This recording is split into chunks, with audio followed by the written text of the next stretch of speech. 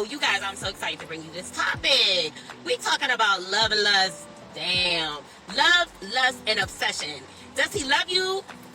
Is he just in lust with you? Or is he obsessed with you? And which of the three is better? Because love is not lust and love is not obsession, right? All right, so let's get into it.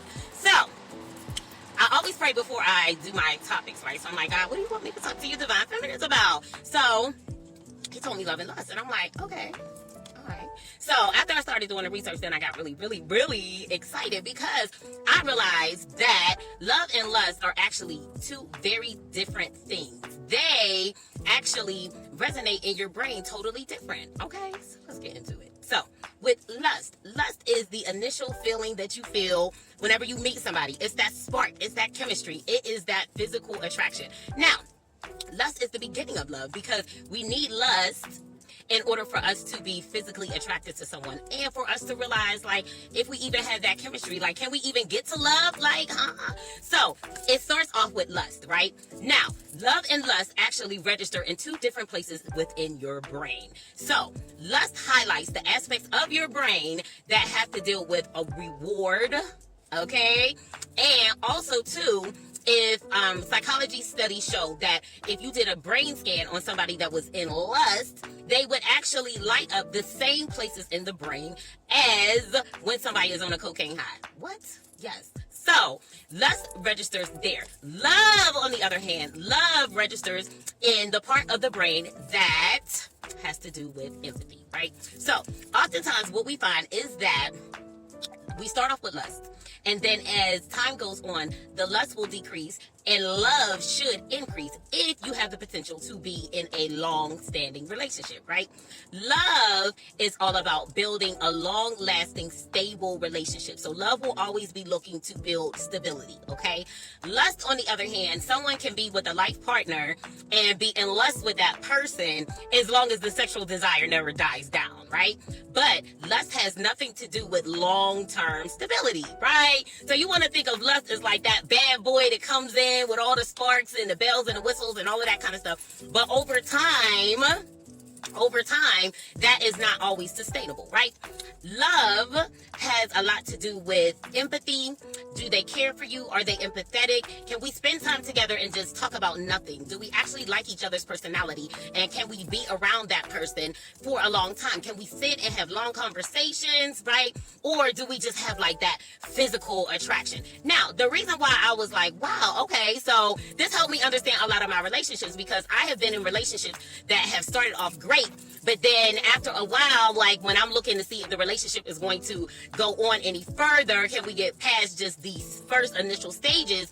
And I realized that when I didn't see that the relationship was going any further, and I then decided to, pull back my physical attraction, pull back, giving away my sacral energy, I realized that the dynamics of the relationship change, right? Because if a person is in lust with you, they're not necessarily interested in the day-to-day goings on. They're not looking to be empathetic and consider your feelings and all of that good stuff, right? Now, let's talk a little bit about obsessione, right? Obsession has a lot to do with control, right? So an obsessive partner is going to want to know where it is that you are at all times. When they call you, when they text you, are you responding back? If not, they're going to get angry. They're going to get upset because it's more about control.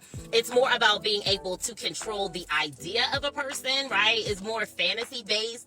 People get obsessed with the idea of you, but they may not actually be, in love with who it is that you really are, right? Obsession is about image. Do you fit within this image? Do you fit within this mold, right? That's obsession. That also is not love, because love is over time, right? In your relationship, over time, love is going to accept you for who it is that you are. It's going to accept you for your flaws and everything like that, right? Versus, how does this person make me feel?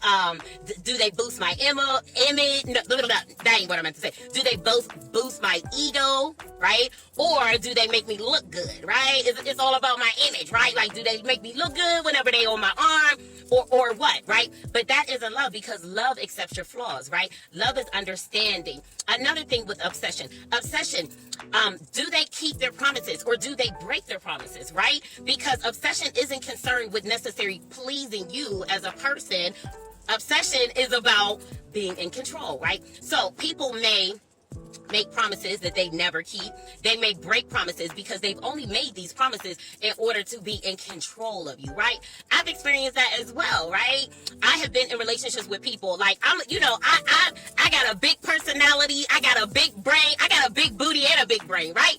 But if you're more concerned with my big booty, then you may just want me to be quiet. You don't care about my opinions, right? You don't care about my soul growth. You don't care about whether I evolve into the person that I truly am. You don't care about if I evolve and really capitalize and cultivate all the things about me that make me who it is that I am. But instead, you have a preconceived image of what it is that I should be, say, and do. And if I don't fit within that image, if you can't control how it is that I show up, then, you know what I mean, all bets are off, right? So, ask yourself, do they love me? Or are they obsessed with me? Meaning, they want to know where it is that I am. They're in control. And the thing is this. The reason why this is so important is because oftentimes, you guys, like, we call obsession love, we call lust love, and we have to really be honest with ourselves and say, are they truly in love with us? Are they obsessed with us? Or are they in lust with us, right? Do they care about my goals? Do they care? Do they really care about my day? Do they care if I ate or not? Do they care if I made it somewhere safely? Were they there for me in rough times? Were they there for me whenever I needed them the most? Those things will really, really solidify whether a person is in love or not. And I think that's very important for us to consider, because a lot of times we will stay in situations that we are calling love when it's really not love, because certain things are not showing up, right? Stable plans for the future, stability, caring about what my long-term goals are, caring about all aspects of who it is that I am, like cheerleading me on, growing old together, just being able to sit in a room and not say anything and just really be able to enjoy each other's company, right? When the physical attraction is gone, in a relationship that is just all about being in lust, when the physical attraction is gone, then guess what? The relationship falls apart because it was only based on lust, right? With obsession, when they can't control who it is that you are, how it is that you show up, what it is that you say and what you don't say, that's obsession, right? If they can't control that, then the relationship is going to fall away, right? The only thing that's going to sustain and keep a relationship long term is love. Love is giving. It's equal give and take, right? With obsession and love, it's not that evil give and take. It may be one person is over giving and the other person is under giving. That's not love, you guys. So, we want to really be examining our relationships, and we want to be rightfully defining what our relationships are, and not be putting love, obsession, and lust all within the same box, because in reality, it's not. And I think a lot of times, because a person is obsessed with us, they show obsessive behaviors or lusty behaviors, we categorize it as love. And guys, they not all created equal. You know what I'm saying? So, as divine feminines, we should be looking to get into relationships and situations that are going to actually be loving, right? Not lusty, not obsessive. Now, like I said, lust isn't bad. Lust is the beginning stages of it, right? Lust is the beginning stages. So that's where it starts. But the question is, can it grow into love, right?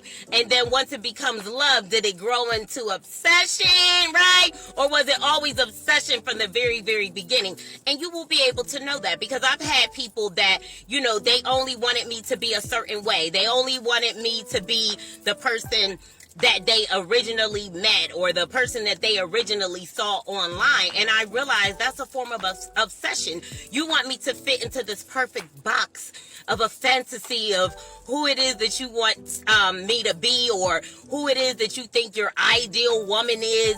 But that's not love, you guys. That's not love. Love will accept everything about you, flaws and all. So yeah, you guys, that's your crash course on love and lust. Damn. Love, lust, and obsession. Is he in love with you? Is he in lust with you? Or is he just obsessed with you? So yeah, you guys, that's all I got for y'all. Do me a favor. Tell me about a situation where you thought it was love, but now you're starting to realize, it might be a little bit of lust, or it just might be a little bit of obsession.